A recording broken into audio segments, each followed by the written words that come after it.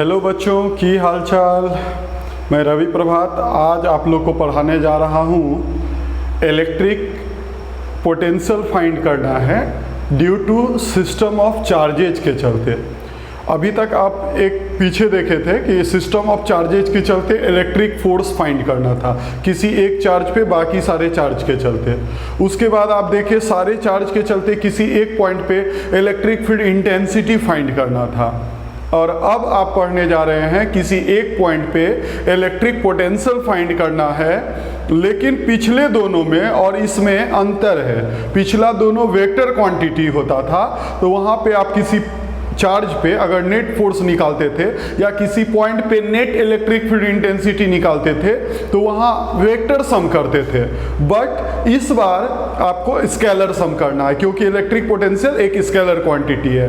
तो अभी हम आपको बस उसके प्रोसेस के बारे में बता दे रहे हैं। इस पे अगला न्यूमेरिकल सीरीज जब आएगा तो इलेक्ट्रिक पोटेंशियल पे आप ढेर सारा न्यूमेरिकल्स बनाएंगे, क्योंकि ये 12th बोर्ड के लिए बहुत ही इंपॉर्टेंट टॉपिक है। तो अभी फिलहाल आप इसको समझेंगे electric potential due to system of charges. ये हमारा है सिस्टम के चलते इलेक्ट्रिक पोटेंशियल फाइंड करना है। ठीक है, कैसे फाइंड करेंगे? तो सुपरपोजिशन प्रिंसिपल फिर यहाँ भी वही लगेगा, बट वहाँ सुपरपोजिशन प्रिंसिपल में वेक्टर सम होता था और यहाँ सुपरपोजिशन प्रिंसिपल में अलजेब्रिक सम होगा, क्योंकि ये एक स्केलर क्वांटिटी है। तो इस प्रिंसिपल के according by the superposition principle क्या होगा कि नेट इलेक्ट्रिक पोटेंशियल किसी पॉइंट पे अगर आप फाइंड करना चाहते हैं तो वो due to total charge configuration is algebraic sum of potential. ये जो है ना पोटेंशियल का अलजेब्रिक सम होगा, ठीक है, ड्यू टू इंडिविजुअल चार्जेज। सारे इंडिविजुअल चार्जेज के चलते एक पॉइंट पे आप सारा पोटेंशियल फाइंड कर लीजिए और उसका अलजेब्रिक सम कर दीजिए, तो अपने आप आपका electric potential due to system of charges होगा। पॉइंट चार्ज के लिए आप फॉर्मूला पढ़ चुके हैं 1/4πε0 Q/r।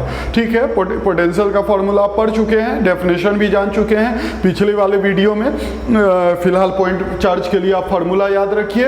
एक पॉइंट चार्ज प्लस क्यू है, उसके लिए आर डिस्टेंस पे electric potential 1/4πε0 plus Q/r, minus Q charge है तो माइनस Q/r। प्लस का प्लस में होगा पोटेंशियल, माइनस का माइनस में होगा। उसके बाद आप इसे अलजेब्रिक सम कर देंगे, V1p, V2p, V3p ऐसे करके ऐड करते जाइए डायरेक्ट।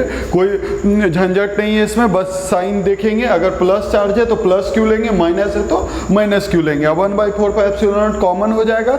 Q1 बाई डिस्टेंस देख लेंगे जिस पॉइंट पे निकालना है, R12 Q2 के लिए Q2/R2p ये डिस्टेंस है, Q3 के लिए ये इसी तरह से लेते जाएंगे। तो अभी आप इसको बस ध्यान में रखेंगे। इस पे न्यूमेरिकल सीरीज जो अगला जस्ट इसके बाद आएगा उसमें इसके बारे में बहुत सारे न्यूमेरिकल को डिस्कस करेंगे। लेकिन आज हम लोग एक एनसीईआरटी का काफ़ी अच्छा न्यूमेरिकल है, उसको इसके बेसिस पे आगे हम लोग डिस्कस करेंगे अंत में। तो आज का टॉपिक है, आज का मेन टॉपिक है इलेक्ट्रिक पोटेंशियल फाइंड करना है ड्यू टू डाइपोल।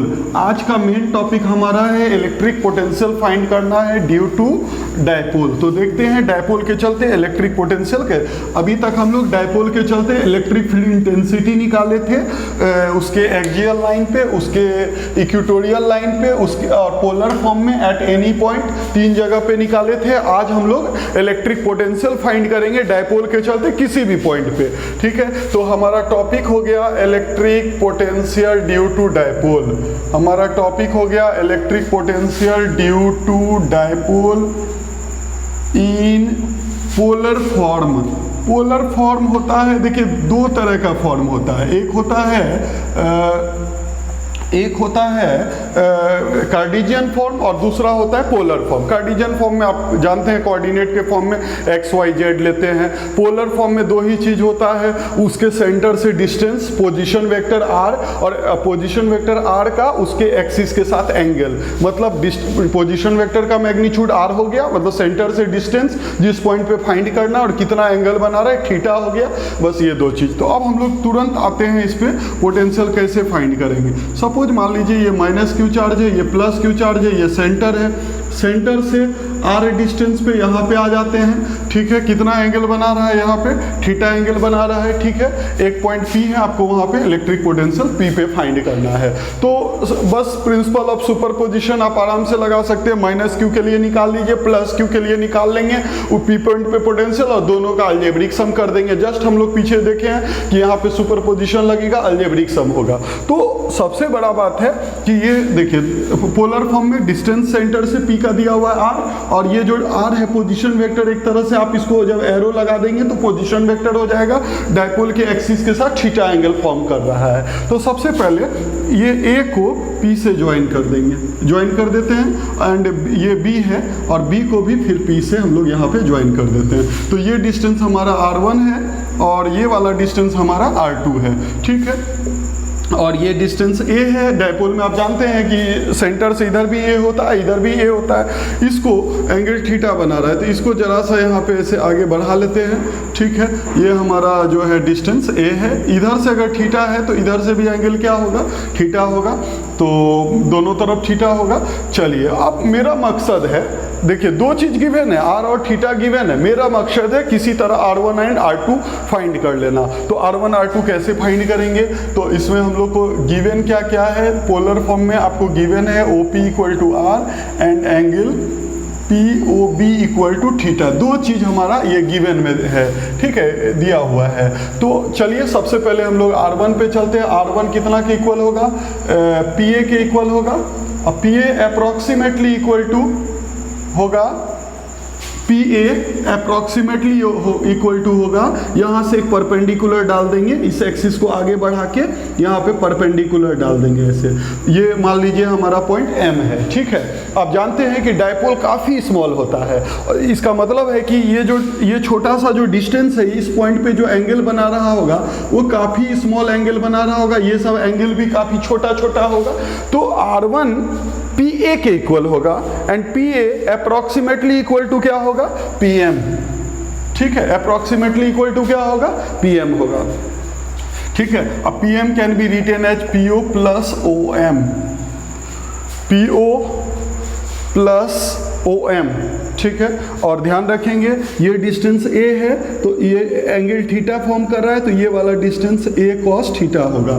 फिर यहाँ से एक परपेंडिकुलर आप अंदर की तरफ डालेंगे, ये N है हमारा और ये डिस्टेंस A है, एंगल थीटा बना रहा है, तो ये वाला डिस्टेंस भी कितना होगा, A cos थीटा। मतलब बाहर भी ये डिस्टेंस A cos थीटा होगा, अंदर भी ये डिस्टेंस कितना होगा, A cos थीटा होगा, ठीक है। आप इसको अलग से फाइंड भी कर सकते हैं। अगर आप फाइंड करना चाहते हैं तो इन ट्रायंगल OAM में चलिए, OAM में cos थीटा जानते हैं बेस बाय हाइपोटेनियस होता है, तो OM अपॉन OP लिखेंगे इसको। OM फाइंड करना है, OP A है और ये cos थीटा है। देखिए OM का वैल्यू कितना आ गया, A cos थीटा आ गया, तो आराम से A cos थीटा OM का वैल्यू आ जाएगा। उसी तरह अंदर वाले ट्रायंगल में जाएंगे, इन ट्रायंगल OBN में जाएंगे तो फिर से cos theta base by hypotenuse होगा, ON बाय OB हो जाएगा, ON अपॉन OB हो जाएगा। OM तो फाइंड करना है, OB का वैल्यू A है, तो देखिए ON का वैल्यू हमारा आ गया A इंटू फिर से cos थीटा के बराबर आ गया, ठीक है।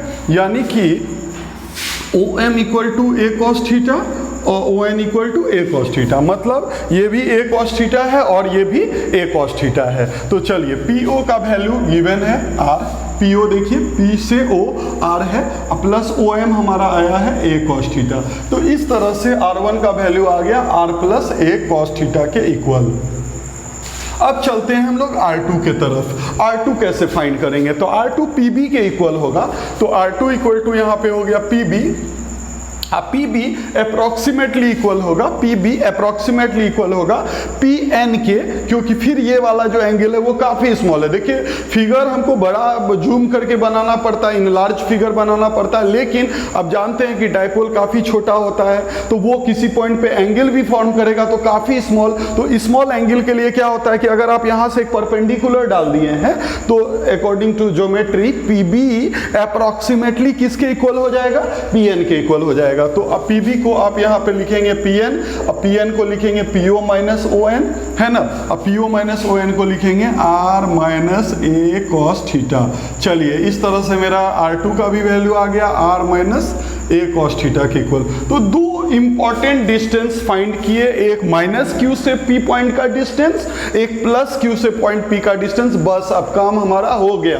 अब इसको इसमें कुछ नहीं है, बस दोनों पॉइंट चार्ज के लिए पोटेंशियल फाइंड करेंगे, उसको अलजेब्रिक सम कर देंगे, पी पे पूरे डायपोल के चलते नेट पोटेंशियल फाइंड हो जाएगा। तो ठीक है, यहां तक हम लोग का हो गया। अब हम लोग को चाहिए net electric potential at point P due to dipole, पूरे डायपोल के चलते। तो नेट पोटेंशियल फाइंड करने के लिए P पे चाहिए, तो आपको सबसे पहले A के चलते P पे निकालना होगा और फिर B के चलते P पे निकालना होगा। समझ गए? दोनों के चलते, एक बार A के चलते P पे क्या होगा, ठीक है। आप इसको ऐसे भी लिख सकते हैं, VPA लिखिए, ज़्यादा अच्छा होगा, और यहाँ पे PB लिखिए, ठीक है। P पे A के चलते, P पे B के चलते, ज़्यादा बेटर होगा। तो PA फाइंड करते हैं 1/4 पाई एप्सिलॉन नॉट। याद कीजिए पॉइंट चार्ज है, formula 1/4 pi epsilon not Q by R, और बोले हैं इसमें साइन आपको लेके चलना है क्योंकि अलजेब्रिक सम फ्यूचर में करना होता है। तो स्केलर वाले में आपको साइन के साथ चलना है। तो -Q divided by distance R1 हो जाएगा, फिर 1/4 पाई एप्सिलॉन नॉट चार्ज हो गया हमारा, plus Q divided by R2 के इक्वल हो जाएगा। तो इस तरह से मेरा पोटेंशियल P पे फाइंड हो जाएगा, ठीक है, पोटेंशियल फाइंड हो जाएगा। अब आगे बढ़ते हैं यहाँ के बाद। इसके बाद हमको कॉमन ले लेना है। इसके बाद कॉमन ले लेना है, तो देखिए 1/4 पाई एप्सिलॉन नॉट Q दोनों कॉमन ले लीजिए। अंदर में क्या बचेगा, -1/R1, और यहाँ पे क्या बचेगा, +1/R2। तो उस हिसाब से Q/4 पाई एप्सिलॉन नॉट तो ठीक है, कॉमन आ गया। और R1 R2 का वैल्यू आपको पता है, बस पुट कर देना है। तो R1 का वैल्यू हो जाएगा, R1 का वैल्यू हमारा ऑलरेडी निकला हुआ था, R + A cos थीटा था, ठीक है। और यहाँ माइनस है ही, माइनस लिखेंगे, अब +1 यहाँ हो जाएगा R - A cos थीटा हो जाएगा। तो इस तरह से हमारा जो है इलेक्ट्रिक पोटेंशियल अब निकलते जा रहा है। बस मैथमेटिक्स है। यहाँ के बाद एलसीएम लीजिए, एलसीएम लेंगे, ठीक है। तो एलसीएम लेंगे तो इन दोनों का एलसीएम क्या होगा, तो R + A cos थीटा भी आ जाएगा एलसीएम में, क्योंकि दोनों डिफरेंट है, और R - A cos थीटा भी आ जाएगा। ये दोनों कैंसिल होगा, ये यहाँ मल्टीप्लाई होगा तो -R + A cos थीटा हो जाएगा, और ये दोनों जब कैंसिल होगा तो ये यहाँ पे आ जाएगा, तो R + A cos थीटा हो जाएगा। तो इस तरह से हमारा जो है दोनों चीज़ आ गया, -R + R दोनों कैंसिल हो गया। तो पोटेंशियल का formula Q/4 pi epsilon not into 2A cos थीटा divided by A + B into A - B क्या होता है, A² - B², A² - B²। चलिए ठीक है, इस तरह से हमारा A² - B² आ गया। तो 1/4 पाई एप्सिलॉन नॉट को सेपरेट कर लेते हैं, Q × 2A को एक साथ लिख लेते हैं। याद कीजिए Q × 2A आप लोग पढ़ चुके हैं, इलेक्ट्रिक डायपोल मूवमेंट होता है। तो Q × 2A को एक साथ कर लेते हैं, cos थीटा को लिख लेते हैं, फिर R² - A² cos² थीटा को लिख लेते हैं। तो अब हम लोग रिजल्ट पे आ रहे हैं, ठीक है। तो V = क्या हो जाएगा, 1/4 पाई एप्सिलॉन नॉट। अब याद कीजिए Q × 2A dipole movement P हो जाएगा, इंटू cos थीटा divided by R² - A² cos² theta. तो इस तरह से हम रिजल्ट के बहुत करीब हैं। तो Q × 2A को आप P लिख सकते हैं, electric dipole movement, into cos theta, नीचे R² - A² cos² थीटा। अब हर समय पीछे भी करते थे कि in case of short dipole या R is far greater than A, दोनों में कुछ भी कंडीशन दिया हो, तो उसके लिए कुछ भी कंडीशन दिया हो तो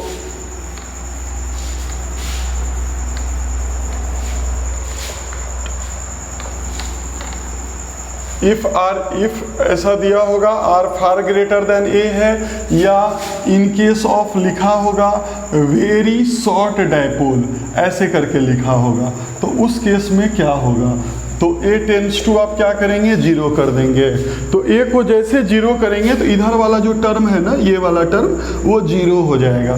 तो इस हिसाब से v इक्वल टू हो जाएगा 1/4 pi epsilon naught p cos थीटा डिवाइडेड बाय आर स्क्वायर। चलिए ये हमारा फॉर्मूला आ गया इलेक्ट्रिक पोटेंशियल का, 1/4 pi epsilon naught p cos थीटा डिवाइडेड बाय आर स्क्वायर। इस तरह से हमारा फॉर्मूला आ गया।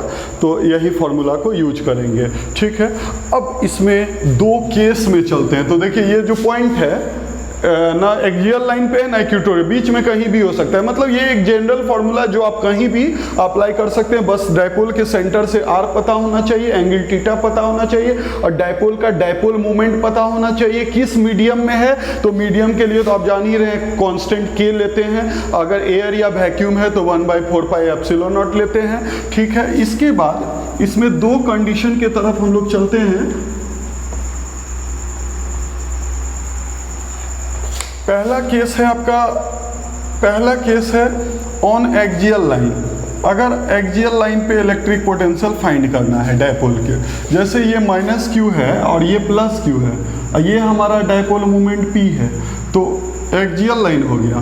तो ये है, ठीक है। सपोज मान लीजिए इस साइड निकालना है, या सपोज मान लेते हैं कि हमको इस साइड निकालना है, डायपोल के एक्सिस पे निकालना है, उस तरफ या इस तरफ। तो इस तरफ के केस में क्या होगा, ये हमारा आर है एंड डायपोल मोमेंट क्या होता है, हमेशा नेगेटिव टू पॉजिटिव होता है। तो डायपोल मोमेंट तो इधर है ही और उस तरफ फाइंड करना चाह रहे हैं एक्सियल लाइन पे, तो पोजीशन वेक्टर आर भी उसी तरफ है, तो एंगल 0 डिग्री लेंगे। और अगर इस तरफ फाइंड करना है तो पी उधर है, आर इधर है, तो बीच में आप थीटा या तो 0 डिग्री लेंगे या नहीं तो 180 डिग्री लेंगे। तो चलिए यहीं पे फाइंड करते हैं। इस तरफ अगर आर होता तो यहाँ पे थीटा 180 डिग्री लेते और इस तरफ होता तो थीटा 0 डिग्री लेते हैं। तो एक्सियल लाइन पे इस साइड पोटेंशियल फाइंड करना है 1/4 pi epsilon naught p cos 180 degree by r square, और cos 180 डिग्री का वैल्यू -1 होता है। तो इस तरफ जो -1 कर दीजिए, तो -1/4 pi epsilon naught p upon r square हो गया। अगर इस तरफ फाइंड करना है, नेगेटिव चार्ज के साइड फाइंड करना है, और अगर इस तरफ फाइंड करना है तो उसके लिए फिर 1/4 pi epsilon naught p cos 0 degree by r square. cos 0 फिर 1 हो जाएगा, तो पोटेंशियल का फॉर्मूला हो जाएगा 1/4 pi epsilon naught p upon r square. तो देख रहे हैं ना, पॉजिटिव के साइड निकालेंगे एक्सियल लाइन पे तो प्लस में आएगा 1/4 p बाई आर स्क्वायर आएगा, और इस तरफ निकालेंगे तो -p बाई आर स्क्वायर आएगा। उसके बाद हम लोग चलते हैं इक्वेटोरियल लाइन पे, जो कि सबसे ज़्यादा पूछा जाता है एग्जाम में, ऑब्जेक्टिव में अक्सर पूछा जाता है। तो चलिए मेन फार्मूला आपका ये हो गया, याद रखिएगा ये फार्मूला आप कहीं भी लगा सकते हैं इस फार्मूला को। और स्पेशल फार्मूला आपका एक हो गया एक्सियल लाइन के लिए। अब चलते हैं इक्वेटोरियल लाइन पे। तो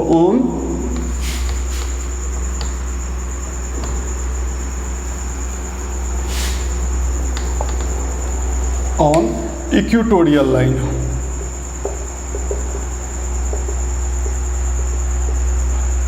इक्वेटोरियल लाइन मतलब परपेंडिकुलर बाइसेक्टर, माइनस क्यू है प्लस क्यू है, ये ओरिजिन है ओ, इस पॉइंट पे आपको फाइंड करना है। कितना डिग्री एंगल है, थीटा 90 डिग्री है, और यहाँ पे पोटेंशियल फाइंड करना है पी पे। तो ठीक है, देखिए थीटा 90 रख के देखिए इस फॉर्मूला में, तो cos 90 क्या होता है 0, तो पोटेंशियल हो जाएगा 1/4 pi epsilon naught p cos 90 degree by r square हो जाएगा। cos 90 0 होता है तो इलेक्ट्रिक पोटेंशियल का वैल्यू 0 आ जाएगा, यानी इक्वेटोरियल लाइन पे इलेक्ट्रिक पोटेंशियल का वैल्यू 0 आएगा। इसको आप दूसरे तरह से भी समझ सकते हैं। सपोज यहाँ से यहाँ का डिस्टेंस x है, तो यहाँ से यहाँ का भी डिस्टेंस क्या होगा, x होगा, क्योंकि परपेंडिकुलर बाइसेक्टर पे पॉइंट लाइक कर रहा है। तो -q से अगर x डिस्टेंस है तो +q से भी x डिस्टेंस होगा। और डायरेक्ट भी ऐड कर सकते हैं, डायरेक्ट भी निकाल सकते हैं, जरूरी नहीं है कि इस फॉर्मूला में थीटा 90 रख के फाइंड करें। एक तरीका और आप कर सकते हैं, जैसे 1/4 पाई एप्सिलॉन नॉट, तो -q बाय डिस्टेंस कितना है x, और फिर उसी तरह 1/4 पाई एप्सिलॉन नॉट +q अब आई कितना है x, देखिए दोनों कैंसिल होके क्या आ गया, नेट पोटेंशियल का वैल्यू 0 आ गया। तो मतलब डायरेक्ट भी बना सकते हैं -q/r एंड +q/r, दोनों से डायरेक्ट भी सॉल्व कर सकते, कोई दिक्कत या नहीं तो मेन फॉर्मूला है ही, इसमें बस थीटा का वैल्यू 90 डिग्री पुट कीजिए, वैसे भी 0 आ जाएगा। तो इक्वेटोरियल लाइन जो है वहाँ पे पोटेंशियल हर पॉइंट पे 0 होता है, इसको आप ध्यान में रखेंगे। तो हर पॉइंट पे पोटेंशियल का वैल्यू 0 होता है, यानी सेम पोटेंशियल होता है। तो एक तरह से वो इक्यू पोटेंशियल वाला लाइन है, उस पर अगर किसी तीसरे चार्ज को आप मूव कराते हैं तो उसके ऊपर कोई फोर्स, कोई वर्क डन नहीं होगा, कोई वर्क डन नहीं होगा, ठीक है, ये ध्यान रखेंगे आप। तो अब आगे बढ़ रहे हैं। यहाँ के बाद एक बहुत ही प्यारा सा न्यूमेरिकल है पोटेंशियल के ऊपर, जिसको हम अभी ही डिस्कस कर देना चाहते हैं, क्योंकि ये 12th का काफ़ी इम्पॉर्टेंट न्यूमेरिकल्स हैं। तो इसको आप एक बार देख लेंगे, काफ़ी इंपॉर्टेंट न्यूमेरिकल है। एनसीईआरटी के बुक में एग्जाम्पल्स में ही ये वाला न्यूमेरिकल है। इसमें दिया हुआ है कि 2 चार्ज है, देखिए एक न्यूमेरिकल है और ये एनसीईआरटी का है, ठीक है, काफ़ी इंपॉर्टेंट न्यूमेरिकल है। जैसे पहले आप देखिए कि 2 चार्ज रहता था तो उसके लाइन ज्वाइनिंग पे पॉइंट ढूंढना था, जिस पे किसी भी चार्ज को लाकर रखेंगे तो उसके ऊपर नेट फोर्स क्या होना चाहिए, 0 होना चाहिए। या हम लोग ये भी देखें कि नेट इलेक्ट्रिक फील्ड इंटेंसिटी 0 होना चाहिए, उस लाइन वो पॉइंट ढूंढना होता था। तो हम लोग पीछे के न्यूमेरिकल सीरीज में ऐसे क्वेश्चन को डिस्कस कर चुके हैं, लेकिन इलेक्ट्रिक पोटेंशियल वाला में अब एक बार हम लोग उसको देख लेते हैं। तो ये एनसीईआरटी का क्वेश्चन है, एग्जांपल में ही है, देखिएगा पोटेंशियल में 2 चार्ज हैं, एक है 3 × 10⁻⁻8 कूलम, और डायरेक्ट हम क्वेश्चन समझा दे रहे हैं आपको, क्वेश्चन का सारा डिटेल बता दे रहे हैं। 2 चार्ज है, एक +3 × 10⁻⁻8, दूसरा -2 × 10⁻8, दोनों एक दूसरे से 15 सेंटीमीटर के डिस्टेंस पे है, ठीक है। आपको इसके लाइन ज्वाइनिंग पे एक पॉइंट ढूंढना है जिसके ऊपर नेट पोटेंशियल इन दोनों के चलते 0 होना चाहिए, ठीक है। एक पॉइंट ढूंढना है जिसके ऊपर नेट पोटेंशियल, तो आप सबसे पहले ये A है और ये मान लीजिए B है, एक पॉइंट P ढूंढ लीजिए यहाँ पे, ठीक है। सपोज मान लेते हैं ये डिस्टेंस हमारा x है, तो इधर वाला बताइए कितना होगा, कितना होगा, 15 - x हो जाएगा। ये अगर आप x सेंटीमीटर लेते हैं तो ये 15 - x सेंटीमीटर हो जाएगा, होगा ना, क्योंकि टोटल 15 क्या चीज़ में है, दोनों के बीच में वो सेंटीमीटर में है, तो इधर x लिए उधर फिर, तो P पे नेट पोटेंशियल 0 होना चाहिए। तो दोनों तो पॉइंट चार्ज है, दोनों का पोटेंशियल निकालिए, और स्केलर है तो अलजेब्रिक सम कर देना है, तो नेट 0 हो जाएगा। चलिए इसी बात पे P पे आते हैं नेट पोटेंशियल निकालने के लिए। सबसे पहले इसके चलते 1/4πε0 बाई x × 10⁻⁻2 हो गया। अब जान रहे हैं पोटेंशियल पॉइंट चार्ज के लिए फॉर्मूला मालूम होना चाहिए, एकदम याद रहना चाहिए, 1/4πε ठीक है। अब माइनस है तो -q, प्लस है तो +q/r, माइनस है तो -q ले लेंगे, ठीक है। फिर यहाँ पे देखेंगे 1/4πε0 -2 × 10⁻⁸ डिवाइडेड बाय r, यहाँ से यहाँ का डिस्टेंस 15 - x सेंटीमीटर, और यहाँ तो इजी है, स्क्वायर तो करना नहीं, इसमें बस r होता है। देखिए डायपोल में r² का इन्वर्सली होता है पोटेंशियल में, अब पॉइंट चार्ज में बस r होता है नीचे, ठीक है। तो ये बात को आप ध्यान रखेंगे, पॉइंट चार्ज के लिए फॉर्मूला 1/4πε q/r होता है, और डायपोल के केस में हो जाता है 1/4πε0 p cos θ/r², तो उसमें डायपोल के केस में r² का इन्वर्सली होगा, अब पॉइंट चार्ज के केस में r का होगा। तो चलिए 10 पे पावर यहाँ पे लिखते हैं -2, जो कॉमन में आपको लग रहा है ले लीजिए कॉमन, 1/4πε0 10 पे पावर -8 बाहर आएगा, 10 पे पावर -2 बाहर आएगा, ब्रैकेट के अंदर 3/x आएगा, और यहाँ पे -2/15 - x आएगा। बस सॉल्व करते जाएंगे, इसको 0 ले लेंगे, ये वाला टर्म जो है ये इधर आके 0 डिवाइडेड बाई दिस 0 हो जाएगा। यहाँ पे एलसीएम लेंगे, तो एलसीएम लेके x 15 - x ऊपर हो जाएगा 3 15 - x और -2x, इधर 0, तो बेसिकली नीचे वाला टर्म इधर आके 0, उसको 0, ऊपर वाला ही टर्म 0 होना चाहिए। इसको 0 होने के लिए हम लोग को क्या होना चाहिए, बीपी का वैल्यू 0 होना चाहिए, ठीक है। एक पॉइंट ढूंढना है जिस पॉइंट पे दोनों चार्ज के चलते नेट पोटेंशियल का वैल्यू 0 होना चाहिए, ठीक है। तो यहाँ पे सॉल्व करते हैं, 45 - 3x -2x divided by something कुछ भी है, देखिए सॉल्व करके ये आ रहा है 5x = 45, x का वैल्यू आ रहा है 9 सेंटीमीटर। चलिए पहला आंसर हमारा आ गया 9 centimetre from 3 × 10⁻⁻8 coulomb and between the charges, वो कहाँ पे होगा, बिटवीन द चार्जेज होगा। चलिए पहला बात आपको पता चल गया कि दोनों के बीच में होगा वो पॉइंट, और 3 × 10⁻8 से कितने डिस्टेंस पे होगा, 9 सेंटीमीटर पे होगा। लेकिन ये क्वेश्चन अभी कंप्लीट नहीं हुआ है। एक पॉइंट अभी पीछे में आप देखते थे उधर कि सिर्फ एक ही पॉइंट होता था जहाँ पे या तो दोनों के बीच में होता था और या तो बाहर होता था। किस में, इलेक्ट्रिक फोर्स वाले में सेम इसी टाइप का क्वेश्चन होता था, इलेक्ट्रिक फील्ड इंटेंसिटी वाले में वहाँ एक पॉइंट होता था। बट यहाँ पे दो पॉइंट होगा, एक तो बीच में होगा, एक बाहर भी होगा। अब बाहर वाले को ढूंढते हैं। अगर आप इतना बनाते हैं तो मार्क्स आधा ही मिलेगा या उससे भी कम हो सकता है मिले, ठीक है। तो इसलिए आपको इसमें ध्यान रखना है चीज को कि एक पॉइंट और ऐसा होगा जहां इलेक्ट्रिक पोटेंशियल 0 होगा, कहां पे, इन दोनों के लाइन ज्वाइनिंग पे। तो वो वाला पॉइंट ढूंढते हैं। चलिए एक इसको हम लोग इरेज कर देते हैं। इस बार दोनों चार्ज है हमारा, एक है वही है 3 × 10⁻⁻8 कूलम एंड है -2 × 10⁻⁸ कूलम, ठीक है। दोनों के बीच में 15 सेंटीमीटर है। हम लोग पिछले बार भी इसी को रेफरेंस माने थे, यहाँ से x लिए थे, ठीक है। तो आप एक बात ध्यान रखेंगे, इलेक्ट्रिक पोटेंशियल 0 कहाँ पे होगा, तो बीच वाला तो एक पॉइंट फाइंड कर लिए। अब हम लोग को बाहर एक पॉइंट ढूंढना है, इस तरफ या उस तरफ। तो चलिए इधर भी मिला देते हैं, इधर भी बढ़ा देते हैं। एक बात हमेशा ध्यान रखना है कि बड़े वाले के साइड में आपको वो पॉइंट नहीं मिलेगा, क्योंकि बड़े वाले के साइड में एक का पोटेंशियल बड़ा हो जाएगा, दोनों फैक्टर बड़ा कर देगा, चार्ज भी और डिस्टेंस भी, और दूसरा फैक्टर वहाँ डिस्टेंस और चार्ज दोनों डिक्रीज कर देगा। तो बराबर कभी नहीं हो सकता है। तो कभी भी बड़े मैग्नीट्यूड को नहीं लेना है, आपको छोटे मैग्नीट्यूड को लेना है। तो यहाँ पे देखिए इतना है और यहाँ देखिए इतना है। साइन से मतलब नहीं है, साइन नहीं देखना है, मैग्नीट्यूड बस देखना है, जो छोटा मैग्नीट्यूड। और सेम यही चीज वहाँ भी हुआ था इलेक्ट्रिक फोर्स में, इलेक्ट्रिक फील्ड इंटेंसिटी में। हम वहाँ भी आपको बोले थे कि आप हमेशा जब बाहर देखना हो तो छोटे मैग्नीट्यूड वाले के साइड में देखेंगे। तो ये सपोज मान लीजिए ये पॉइंट P है, सपोज ये हमारा x सेंटीमीटर डिस्टेंस है, तो यहाँ से हो जाएगा 15 + x सेंटीमीटर हो जाएगा। और रेफरेंस हम इसी को ले रहे हैं, एक वही, इस बार भी इसी से डिस्टेंस बता रहे हैं। आप यहाँ से भी बता सकते हैं, कोई प्रॉब्लम नहीं है, हम यहाँ से ही लेके चल रहे हैं। तो एक मिनट नहीं, ये वहाँ से अगर लेना है तो फिर यहाँ से सपोज मान लेते हैं ये x सेंटीमीटर है, तो उस हिसाब से ये कितना हो जाएगा, x - 15 सेंटीमीटर हो जाएगा।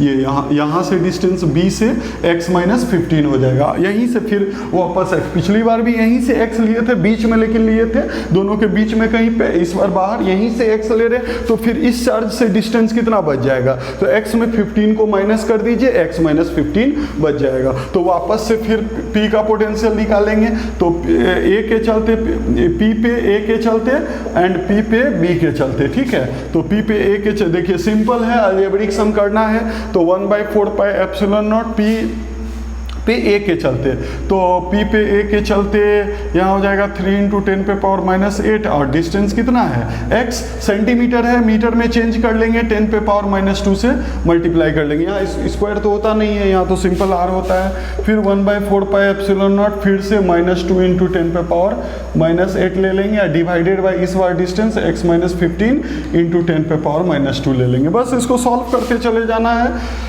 तो जब आप सॉल्व करेंगे तो लास्ट में Vp का वैल्यू क्या लेना है, Vp का वैल्यू फिर से वापस से 0 लेना है, तो 0 डाल दीजिए यहाँ पे। और सारा चीज़ सॉल्व होते हुए लास्ट में यहाँ बचेगा आपका 3 - 2/x - 15। जब आप इसे सॉल्व करेंगे, LCM लेंगे, तो x × x - 15, इधर तो 0 है, 3x - 45 - 2x, सॉल्व करेंगे, x का वैल्यू आ जाएगा 45 सेंटीमीटर।